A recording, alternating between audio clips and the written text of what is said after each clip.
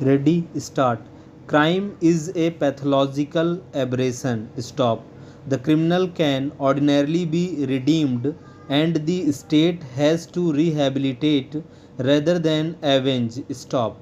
The subculture that leads to antisocial behavior has to be countered, not to undue cruelty but reculturization. Stop. Therefore, the focus of interest in penology in the individual, and the goal is salvaging him for the society. Stop.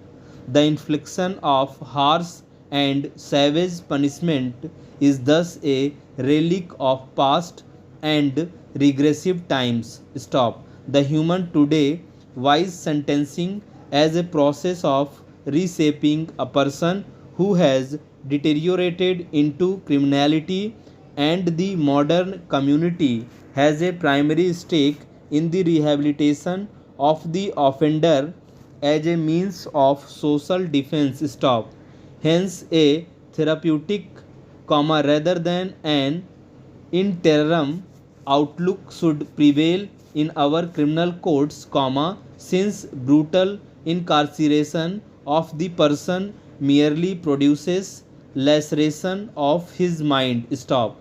If you are to punish a man retributively, you must injure him. Stop. If you are to reform him, you must improve him, and men are not improved by injuries. Stop.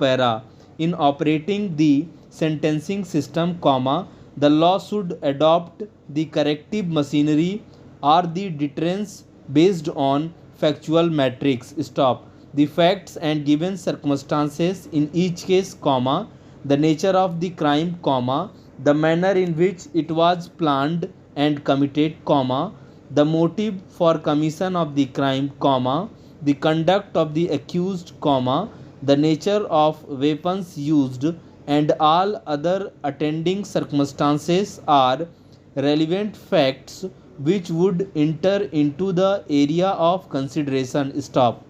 We also reiterate that undue sympathy to impose inadequate sentence would do more harm to the justice dispensation system to undermine the public confidence in the efficacy of law. Stop.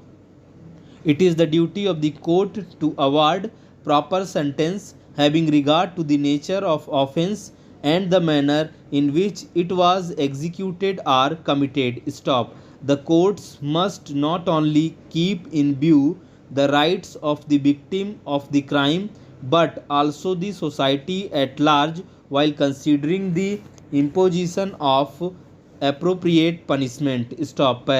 Facts and given circumstances in each case, nature of crime, manner in which it was planned and committed, motive for commission of crime, conduct of accused, nature of weapons used, and all other attending circumstances are relevant facts which would enter into area of consideration. Stop. Further, undue sympathy in sentencing would do more harm to justice dispensations and would undermine the public confidence in the efficacy of law. Stop. It is the duty of the every court to award proper sentence having regard to the nature of offence and manner of its commission. Stop.